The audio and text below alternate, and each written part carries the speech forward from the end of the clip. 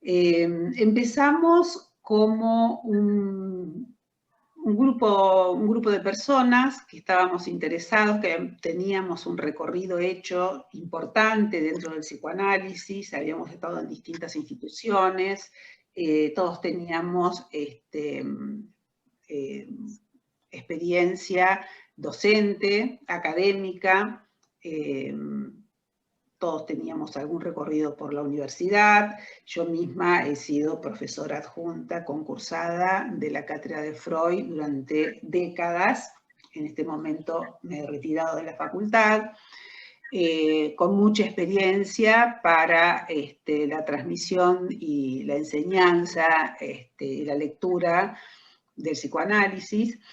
Y habíamos tenido también, como ustedes se imaginarán, algún derrotero por distintas instituciones, que en general son las referencias de los psicoanalistas. Y fue así como entonces decidimos que teníamos algo para decir, que teníamos algo para aportar, que teníamos un modo de ubicarnos con relación a la práctica y a la teoría del psicoanálisis, a su enseñanza, a su transmisión, y que podíamos distinguirnos de otros proyectos institucionales. Por eso es que armamos esta institución, que le pusimos Sendas, que también ustedes la encuentran como Sendas Analíticas, como que ha ido un poco variando el modo en que nos llamaron, en que la gente nos empezó a llamar, que nos empezó a nombrar y también nos empezamos a nombrar nosotros. Pero en principio no queríamos que fuera un nombre de los típicos, ¿no? Que remitían a alguna institución como escuela de, institución de, etcétera, etcétera. Por eso le pusimos Sendas. Y las sendas justamente implican que la posibilidad de reunirnos, ¿no? Y la posibilidad de coincidir, un grupo de personas interesadas en el psicoanálisis que han tenido distintos recorridos, que han hecho distintos caminos, ¿no? Que cada uno puede venir de un camino diferente, pero podemos coincidir en un interés, podemos coincidir en un proyecto, podemos coincidir fundamentalmente en una idea respecto de qué entendemos el psicoanálisis, ¿no?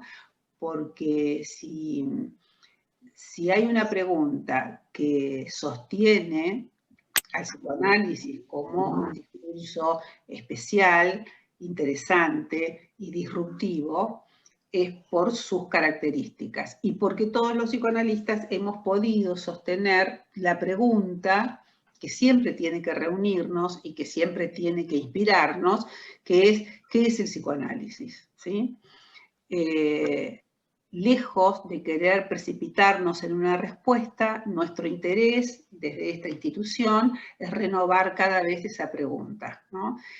¿Qué es el psicoanálisis? Que nosotros podamos abstenernos de una respuesta absolutizadora respecto de eso, es lo que nos motoriza, ¿no? Es lo que motoriza nuestra lectura, es lo que motoriza la investigación, es lo que nos motoriza cada vez que hablamos respecto de un caso, respecto de un análisis, ¿no? De los obstáculos, de las dificultades, de los problemas. Entonces, bueno, digo, no precipitar respuestas, sino tratar de sostener las preguntas. Esto es lo que inspira no solamente a la institución, porque este ha sido nuestra propuesta, y nuestro proyecto y nuestra propuesta, y creo que hemos podido, con todas las dificultades que implica sostener una institución y el discurso del psicoanálisis en una institución, hemos podido sostener esa pregunta. Esa es una cuestión, entonces, mantener viva la pregunta de qué es el psicoanálisis y dejar que esa pregunta nos movilice, ¿sí? Nos mueva, nos interese. Una de las cuestiones que nos decidió también a proponer una institución que, como les decía, pienso que pensamos que teníamos algo para ofrecer, fue el análisis de ciertos síntomas de la transmisión, ¿no? Veíamos bueno, yo les digo, pues, hemos sido profesores de la universidad durante muchísimos años, así que hablo en primera persona, pero estamos todos representados en esto que estoy diciendo. Hemos visto cómo a lo largo de los años la transmisión del psicoanálisis ha ido como que el psicoanálisis, por un lado, se transformó como una especie de discurso único dentro de la Facultad de Psicología, ¿no? Y en todas las materias se ve. En todas las materias se habla de psicoanálisis, prácticamente. Hace unos años que eso se fue como matizando, pero por un lado, por el interés que el psicoanálisis mismo tiene, por lo importante que es como discurso, pero el hecho de que se dé psicoanálisis en todas las materias generó, a nuestro entender, dos síntomas de la transmisión. Una es, y que son opuestos, pero que sin embargo hay que pensar que están relacionados. Hay gente que sale de la facultad completamente inhibida, ¿no? De producir con la sensación de que no se puede, que no sabe nada finalmente, que después de haber escuchado, ¿no?, la polifonía de clases de psicoanálisis en toda la carrera, es como si hubiese generado alguna especie de anorexia, ¿no? Entonces la gente siente o que no sabe nada, o lo contrario, que también tiene que ver con la anorexia, que sabe todo, ¿no? Y que ya, entonces, si ya ha llegado al seminario 24 y ha visto los nudos, seguramente ya qué le queda por conocer del psicoanálisis. Bueno, nosotros pensamos que esos son síntomas de transmisión y que la manera de poder interpretar, que si podemos hacer algo con esos síntomas es porque podemos interpretarlos, ¿sí? Y lo que consideramos es que lo que permite, que así como el trabajo de un psicoanalista supone, por haber recorrido su propio análisis y por estar en una relación de diálogo y de interlocución con otros y con sus supervisores, etcétera, permite la autorización, ¿no? Porque ustedes saben que el psicoanálisis no tiene garantías, no hay nadie que te pueda garantizar que vas a ser psicoanalista, entonces depende de un paso ético que supone la autorización, ¿no? Pero un paso ético en función de la enorme responsabilidad que supone recibir una demanda de análisis, ¿no? Y que supone recibir a un paciente y proponerle la aventura, digamos así, para decirlo de alguna manera, de comenzar un análisis. Bueno, del mismo modo, pensamos que un psicoanalista en lo que hace a su formación se autoriza en la lectura, ¿sí? Entonces, en la lectura singular, en la lectura particular, en la lectura que cada uno puede hacer.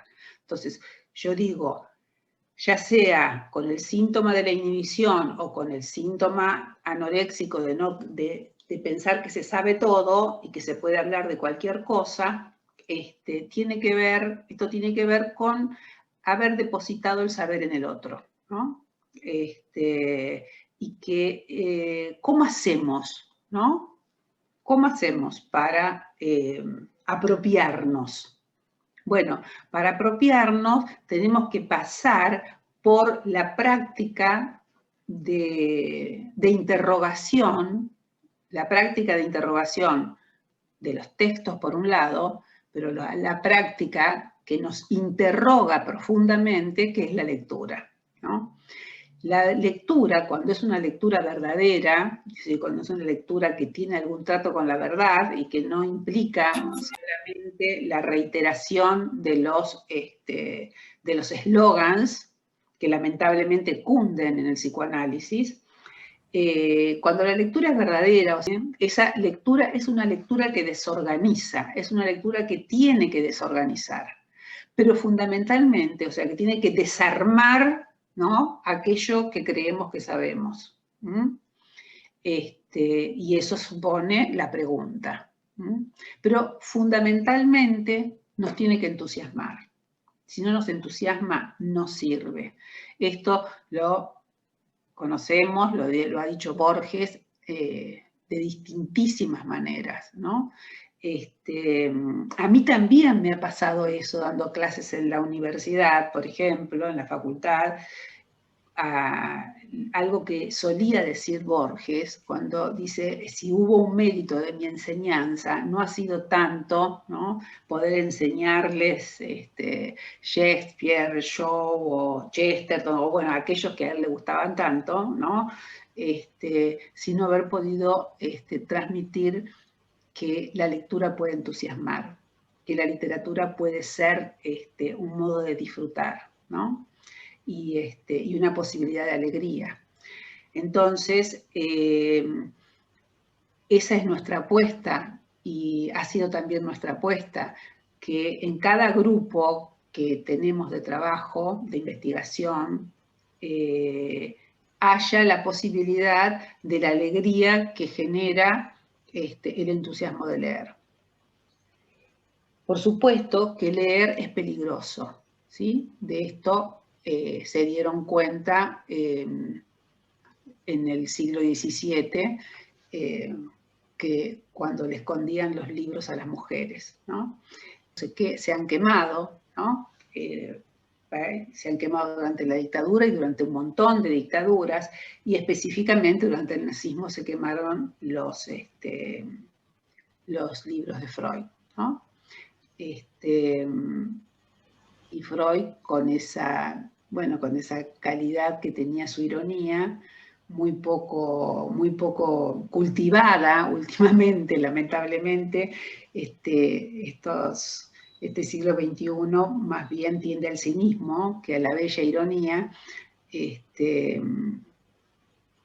Freud, puedo decir, bueno, hemos adelantado un poco porque en la Edad Media me hubieran quemado a mí, ¿no? Esto es lo que él comentó cuando quemaron sus libros. Bueno, leer es peligroso porque te sacude la cabeza, porque te hace pensar cosas distintas, porque te hace dudar, fundamentalmente porque te hace dudar. Pero también es un motor, ¿no? Entonces nosotros queremos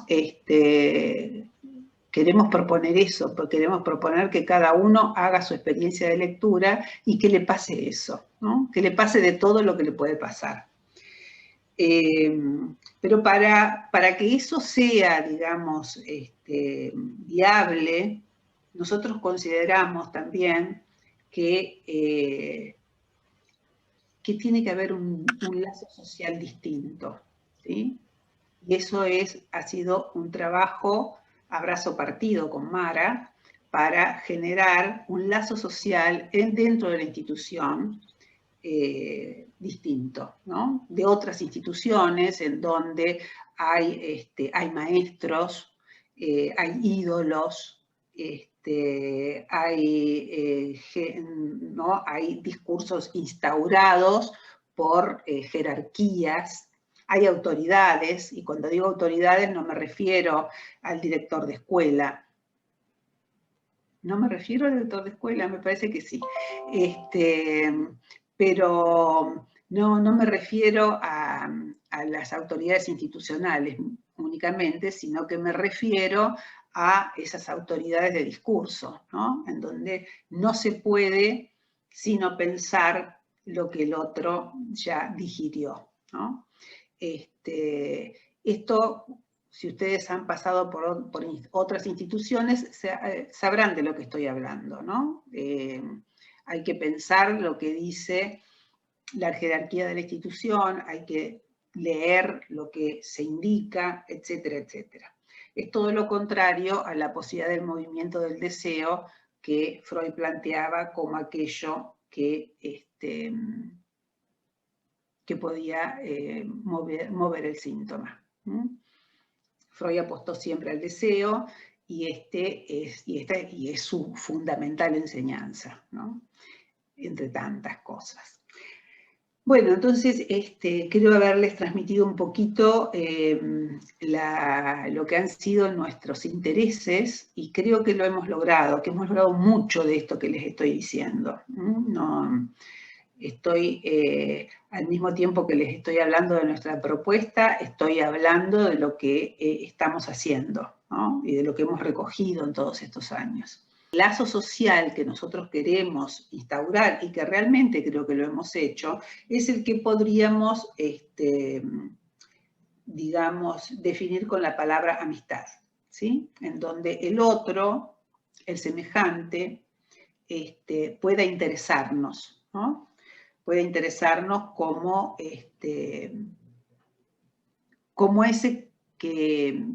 no como el semejante de la agresividad especular, ¿no? De la competencia, de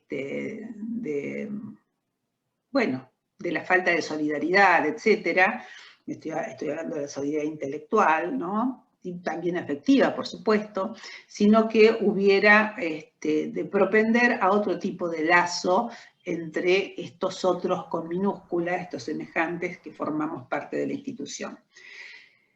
Todo esto es lo que les proponemos a la gente que ingresa al posgrado, y lo llamamos posgrado, esto es lo que te quería decir,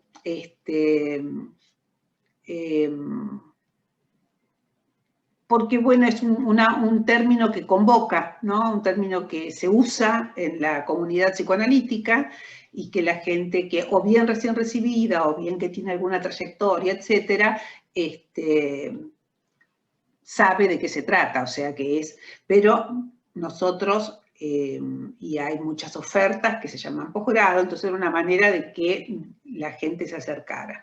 Pero es todo lo que les dije sobre la institución y sobre cómo funcionamos en la institución, se aplica perfectamente al posgrado. Lo fundamental, el hincapié está hecho en la lectura. Nosotros apostamos fundamentalmente, en principio, a la lectura de Freud y de Lacan. Por un lado, ver la especificidad de cada una de las obras, porque son distintas, pero también poder hablar Ahí hubo una pregunta que me interesa tomarla, porque sí, por supuesto, sí, el posgrado está abierto para los estudiantes también, nos encanta que vengan los estudiantes. Así que los grupos suelen ser heterogéneos, pero a poco de andar el posgrado se generan relaciones muy interesantes, por más heterogéneos que sean los grupos. Intercambios muy copados. Bueno, les decía, mantener la especificidad, no es lo mismo el Freud de fines del siglo XIX, comienzos del XX, con sus referencias discursivas, con su, digamos, anhelo de que el psicoanálisis tenga algo que ver con la ciencia y al mismo tiempo diferenciarla. No es lo mismo ese discurso que el discurso de pleno siglo XX de Lacan, que por supuesto parte de Freud, pero que trata de volver a pensar el psicoanálisis con todo lo que tiene, echando a mano de todo lo que tiene alrededor para poder espabilar las cabezas y las lecturas de la gente, que en ese momento, podríamos decir, cuando Lacan empieza a hablar y a dar sus seminarios, etcétera, estaba pasando algo parecido a lo que pasa ahora, ¿no? Por otras razones, pero donde el psicoanálisis se había transformado en una serie de enunciados congelados. Bueno, creo que más o menos les dije algunas cosas de todas las que podemos seguir conversando en otra oportunidad, porque queremos que ustedes si no nos conocen, tengan alguna idea de dónde están y qué les podemos ofrecer.